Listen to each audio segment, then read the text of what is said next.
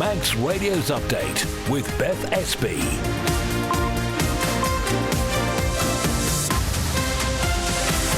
First am I. Good evening and welcome to Update, your go-to daily roundup of all the top stories from around the Isle of Man. Here is what's coming your way before 5:30. After another day of bus service disruptions, we hear from frustrated passengers left stranded this morning, and there's a new development about the Cregneash bus route. Also tonight, the Chief Minister addresses claims that government's intentionally stalling progress for the gas exploration company Crogga. And if your child dreams of being on the stage, there's an exciting event tonight that could be their big break. All that, plus we'll keep an eye on the traffic and travel as well. And if you'd like to get in touch, you can text 166 177 or email studio@manxradio.com. First, let's join Christian for the latest roundup of today's main headlines. Bus Vannin's decision to withdraw the number 28 service has raised some legal issues. The Road Transport Licensing Committee says it's seeking expert advice regarding the Department of Infrastructure's scrapping of the route to Cregneash. The Chief Minister is confident best efforts are being made to retrieve outstanding income tax payments. Treasury is currently owed more than £18 million. And Isle of Man Netball says it's pleased with the progress being made by its under-21 side, despite some tough results so far at this week's World Youth Cup qualifiers. The Island squad returns to the court to face Scotland tonight after back-to-back defeats to the United Arab Emirates and Wales. In international news, the Oscar-winning actress Dame Maggie Smith, known for her roles in Downton Abbey and Harry Potter, has died at the age of 89. Her sons say she passed away in hospital in London this morning. Israel's Prime Minister Benjamin Netanyahu has told the United Nations that if Hamas doesn't surrender, his country will fight until it achieves total victory. Benjamin Netanyahu's described Hezbollah as the quintessential terror organisation. And Jack Draper is through to the quarter-finals of the Japan Open Tennis.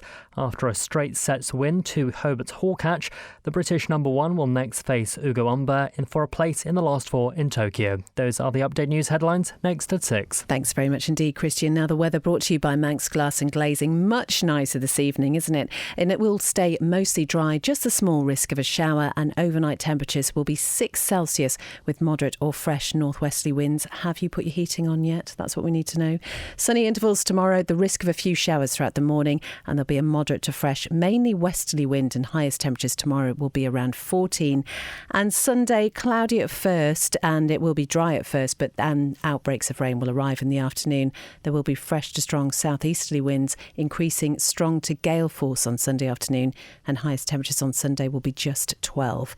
Sunset this evening will be at 3 minutes past 7. Sunrise tomorrow morning just after 7:15. Manx Glass and Glazing don't just do the big jobs. It's easy to repair broken greenhouse glass at Manx Glass and Glazing. For greenhouse glass cut to size, call 674 573. If you run a small business or just need more room in the back, Philshaw Vehicles has the perfect van or light commercial for all your needs and can sort out any finance. Based in the Tremode estate, view philshawvehicles.im or call 49 51 49. A great night's sleep got even better with Zed's Bedding Store. From quality Beldorm bed linen and mattress protectors, fleece and woven throws to luxury duvets from the fine bedding company. Zed's Bedding Ramsey, next to Isle of Man Bank. SMS Trading, new and second-hand furniture, from flat pack to fully built. See our range at Unit 24, Gladstone Park, Ramsey. All island delivery and man in a van service available. Call SMS Trading on 315 151 or find SMS Trading on Facebook. Visit Ramsey Craft Centre at Church Walk St Paul Square for beautiful yarns, fabrics, buttons, craft kits, patterns, in fact all you need for your craft works. Open Monday to Saturday. Visit Ramsey Craft Centre St Paul Square or find us on Facebook for opening times, news and offers.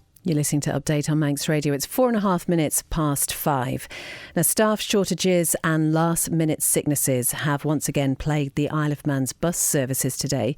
Bus Vannin, which has recently apologised for all the disruption, has been posting on social media to warn of services which may be affected.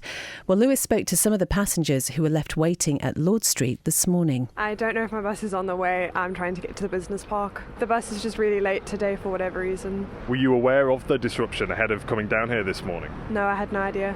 Are you keeping up to date on the Facebook page? I kept checking, but it's not said anything about this morning. How long can you stay here for? I don't know. I'm going to see if the next bus comes, and if not, I'm going to phone a friend to see if they can give me a lift. I'm waiting for 21B for the business hub, but it's not coming, so it's almost 30 minutes late already. So I'm looking for the cab now. They put some warnings on Facebook saying some might be affected. I just saw now this warning, but it's already there now. Thought we'd get that one. That's not turned up. So hopefully the 10 past will. So you're relying on these boards here. Have you checked out the Facebook page at all? No, not yet. Just over here, you're visitors to the island? We live here half of the year. I am Manx born. Yeah, we're back and forth a lot. Yeah. Usually with the car. And I usually say to people, oh, the buses are great, they're so reliable. Yeah, no, not so much at the moment. That's Lewis talking there to some of the passengers who were left waiting at Lord Street this morning after more disruption to bus services. If you'd like to hear the full interview where Bus Vannin does apologise for all the ongoing disruption, you can go to manxradio.com and click on the latest newscast. There is an interview there with Head of Operations Ian Bates. It's 6 minutes past 5 and we're going to stay on the bus theme now because Bus Vannin's decision to withdraw the 28 bus service to Cregneash has apparently raised some legal issues. Now, the Road Transport Licensing Committee says it's seeking expert advice regarding the Department of Infrastructure's scrapping of the route. Chanel joins me now live in the studio. Chanel, what is the latest on this? Well, Beth, as you know, in August an application was made for the scrapping of the 28 service. Now, for those that don't know, this seasonal route allows passengers to travel between Port Erin and the Sound via Cregneash on the weekends and public holidays. This is normally between May and the start of the autumn school term. Now, the RTLC was due to meet and discuss this application this month, but it's decided to postpone the meeting until a later date. I do have a statement that was sent to me by the committee in which it says it acknowledges the public interest in the Department of Infrastructure's application to stop the route. The committee would also like to clarify that an earlier application to amend the Service 28 was approved earlier this year, permitting the service to operate as planned this summer. It further adds that Bus Vannin's application has raised some legal issues that the committee feels necessary to seek expert advice on before making a decision. As a result of this, the committee has postponed the meeting to consider the application and allow sufficient time to review the advice. The statement ends with the RTLC apologising for the ongoing delay. However, it would like to assure all interested parties that both the legal advice and the other representations will be fully considered in due course. And Chanel, have we contacted the DOI on the back of this? Actually, I did reach out to the department. However, at this point, they've declined the opportunity to comment. Chanel, thank you very much indeed. You can find out more about that at manxradio.com. 8 minutes past 5. The Chief Minister insists government is not deliberately blocking a licence variation application from the gas exploration company Kroger. Now, if it was approved, this would allow for it to drill for gas in Manx waters before completing a 3D seismic survey. Last month, the DOI said it was continuing to assess the application after a 3-month extension was granted. But on Man and Line today, Alfred Cannon promised that a decision would be made soon. These things have a lot of regulation attached to them, as you might expect. Everybody has to make sure that the plans that are in place meet all the relevant standards. There needs to be the right regulation in place. And of course, in this particular case, there needs to be the right agreements, both between the government, but also between Kroger and Ørsted, who are also seeking to develop a wind farm in and around the location of the potential drilling for the gas. Those negotiations are ongoing. They will take years if it gets the green light to be able to both drill an appraisal well and also develop any future gas wells. But what I can tell you is that both with Ørsted and with Kroger, proper negotiations are being undertaken. And of course, we can clearly see how the Ørsted roadmap goes. I think that's an easier case to understand. But I'm pretty confident that we will know in the next month or two whether or not the proposals for the appraisal well are to be approved by government or not. That is the Chief Minister, Alfred Cannon, who is speaking live on Man in Line with Andy today. You can go back and watch that if you'd like, actually. It's on the Manx Radio YouTube channel. And there was a lot of subjects covered, as you might expect, on today's programme. It's coming up to 5:10. Let's turn our attention to business, brought to us by Ramsey Crookall, and some good business news from the west of the island now, as we catch up with the owner of a new shop in Peel. Sian Robbins opened Essential Aromas on Douglas Street at the weekend, and I went along there this morning to find out more. And originally it was a business in Spain by a friend of mine. She relocated back to the UK and the opportunity came for us to buy the business, and we did. So here we are nearly 2 years on and back in Peel. I make home fragrance products like wax melts, candles, reed diffusers, room sprays and all sorts of lovely, wonderful smelling things. What made you decide to open up here? It was just an opportunity. I was working from home and not thinking that we would be able to have a physical shop, but it's one of those products that you need to smell rather than see online. You can describe something, but you need to have a good smell of fragrance. And this shop came up and it was just perfect. And how have you found the process of opening up and getting everything together? It was fairly stressful to begin with because it was something that we weren't expecting. So it was 2 months ago we signed the lease and here we are, and we've transformed, we've decorated the shop. I had to make all the products from scratch because I was working from home, so I was doing a made to order business at that time. So I rebranded because we were Pure Melt Spain when we were in Spain, and that doesn't really translate in the Isle of Man really, or for the UK because we service the UK as well. So we went through the rebranding and spent weeks putting up flat pack furniture and making products, and here we are with a nice shop, hopefully.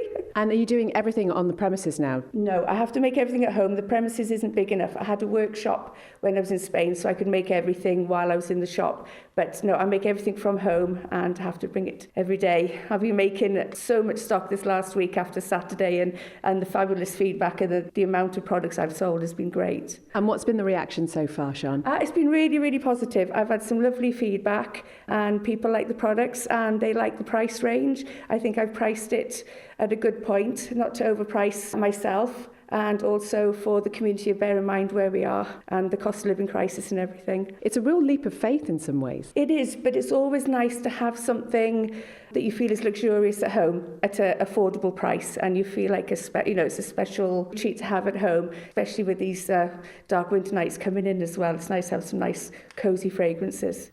That is Sian Robbins from Essential Aromas on Douglas Street in Peel. Now, the stock market report is brought to us by Ramsey Crookall, and they tell us this afternoon that UK and European stocks closed up in afternoon trade. Wall Street stocks were higher early on following a solid session for the Dow Jones yesterday.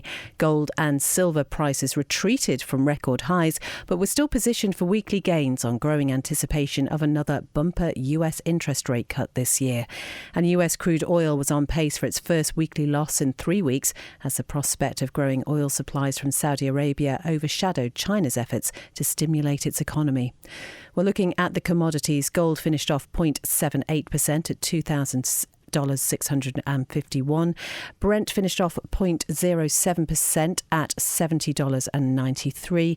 At the close, the FTSE 100 was up 0.43% at 8,320. And a short time ago, the Dow Jones was trading up 1.02 at 42,605. And the Nasdaq was off 0.24% at 18,147. I'm running late again. Do you know where I put my car keys? In the fridge. Where's my phone? Under the dog basket. Bye. You haven't forgotten that we're seeing Ramsey Crookall later? Oh, no, of course not. 5 p.m, is it? 3:15. I'll be there.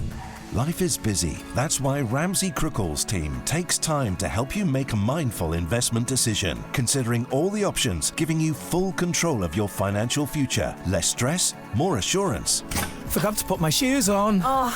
See how we can make your money work for you. Call 717171 or visit ramseycrookall.com. Licensed and regulated by the Isle of Man Financial Services Authority. Manx Radio Travel, driven by Quayside Tyres and Service Centre. So we're not aware of anything specific on the roads this evening. The police haven't mentioned anything on any of their sites, so that looks like it's good news. We know that it's a little bit congested around the Braddon and Strang Road area because of all those one-way diversions in place. Otherwise, everything looks okay. Airport looking pretty good this evening. The only thing with the steam packet is because of that earlier weather disruption, the 19:45 sailing to Douglas this evening has been rescheduled. It's now going to go at 8:30. Passengers need to check in no later than 19:45. And the return to Douglas from Heysham has also been rescheduled. It'll now leave Heysham at 2:45 tomorrow morning. Passengers need to check in no later than 2 a.m. As ever, if you spot something while you're out and about and you can let us know when it's safe and legal to do so, that would be great. 166 177, or you can email studio@manxradio.com. Ask how you can spread the cost interest-free at You're listening to Update. It is 5:15. Now, have you been involved in the sale or purchase of a property over here recently? Well, if so, you may have encountered some frustration at the time the process has taken. It can be really complex with input from financial advisors, mortgage lenders, estate agents, surveyors, and of course, advocates. Now, Simon Richardson has been taking a look at this issue and joins me now. And Simon, you asked the Isle of Man Law Society to offer its views on any perceived issues within the system. What have they said? Well, Beth, they provided me with a statement which goes some way to explaining why the conveyancing process can sometimes be a fairly lengthy and drawn-out affair. I'd asked if the staffing issues among the law firms who carry out conveyancing was part of the problem, but this was refuted. Now, the Society says delays can arise at any point in the conveyancing process, but they're not aware that member firms who provide such services are short-staffed, or that there are issues particular to the legal profession that are the cause of the delays. So, Simon, what we really want to know is there anything that buyers or sellers can do to help make this process smoother and ultimately quicker? Well, yes, there is, Beth, apparently, though this applies mainly to people seeking to sell their property. The Law Society says that by making their property legally ready for sale, a lot of the potential hold-ups can be avoided. And what do they mean by legally ready for sale? You're right. Well, that's the key, isn't it? Now, these things may include unauthorised works, including the installation of wood-burning stoves or multi-fuel stoves, maybe unvented hot water cylinders and obtaining the necessary planning and building control consents. There may also be boundary discrepancies that need to be sorted out, such as rights of way for properties and rights for services, which must all be properly recorded on the property's title. And then there's the issue of party covenant consents for things like extensions and alterations that may have been carried out. Now, I understand the Law Society is looking to develop a conveyancing protocol. What might that involve? Well, the hope is it might standardise or help standardise the residential conveyancing process by making conveyancing more transparent and efficient, and also improve the experience for advocates, lenders and, of course, for clients. Simon Richardson, thank you very much indeed. 17.5 minutes past 5. Now, Bry commissioners say it will not be bullied, cajoled or brought to heel to rejoin the Northern Civic Amenity Site. A letter sent to the local authority by the NCAS Joint Board says it wants to clear up any misinformation and potential misunderstanding about finances. This latest update and the Commissioner's response has been made public by the local authority, and our local democracy reporter Emma Draper is with me now. Emma, what do these new letters tell us? So it covers a lot of the financial side of things, including rates and the formation of the committee back in 2017. It says that when Bride originally brought up it wasn't happy with the cost in 2023, that representatives should formally write up proposals and put them to a vote. This was carried out with a number of options provided, but they weren't agreeable to the rest of the board, and in September 2023 these were rejected. After that, Bride didn't send anyone to the rest of the meetings, and an advocate's letter stating it was leaving was received by the NCAS in March this year. Also in the letter is a suggestion from the NCAS committee that it will do a mail shot to all residents in Bride explaining how services should be paid for and run. It's also asking again for a meeting with the local authority to come to agreement about the running of the site. And Emma, rates and the financial issues have been cited as reasons for Bride commissioners leaving. How has that been reached? Yes, so the committee says that Bride want to contribute less to the site, but retain the benefit of high commercial rates so their residents pay less. However, it adds that since forming, the rateable value of the area has been used and was used when the Department of Infrastructure was in charge. The letter says Bride's general rates for residents are low due to a high proportion of commercial rates from the sand and gravel quarry in the area, and, according to government figures, this equates to 70% of the authority's rates income. The committee believes that if the quarry ceased to operate, Bride's contribution would actually be lowered because its value would decrease and the other members would have to cover the loss. It also believes that until there's rate reform, the rateable value is a fair and equitable system. So, I understand a response from Bride commissioners has also been published on social media. Can you tell us what their view is? Well, it's a strongly worded letter back to the committee. Bride commissioners claim there are factual inaccuracies in the initial letter, and threatening to get involved in parish affairs whilst boasting about it to the government is tantamount to political sabotage. It adds that when it met with Solutions, only 2 other committee members turned up, from Ramsey and Andreas. And it claims one representative hadn't read the proposals put forward. On the topic of rates, the commissioners say they keep costs low because they are modest and don't have any grandiose ambitions.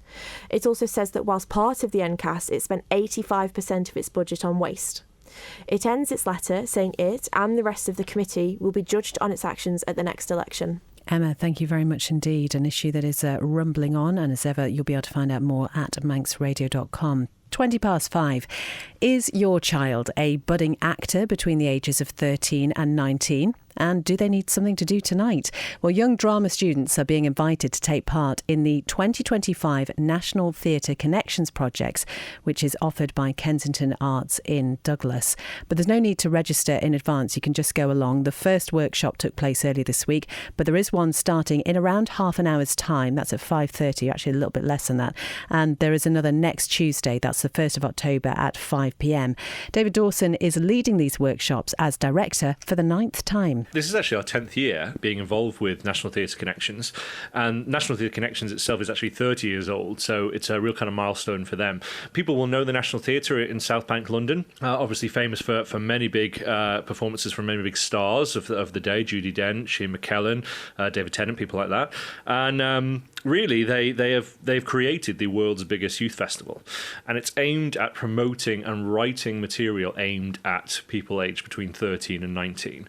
So every year 10 new plays are commissioned by leading writers, and we can apply to take part. Thankfully we have been accepted every time, which is great, and we choose 2 of those 10 plays. We have a first choice and second choice, so I spend a summer reading 10 plays, which is always nice to see what else is coming out, and then we basically get told, this is your play and this is your partner theatre. So we will rehearse on Ireland, we perform on Ireland at Kensington Arts in kind of February, March time, and then we take it away. And this year we're up to Scotland, but we've been all over. We've done York for a few years, we've been down to Cardiff, we've been to Bath, up to Inverness, so that's probably one of the best parts about it, actually, just getting off and seeing these wonderful theatres, and also, really importantly, getting our students off the island to see something. We have, obviously, one of the most beautiful theatres in the world, in my opinion, but it's really nice for them to see other conventional and more modern theatres as well, to get an idea of what's out there.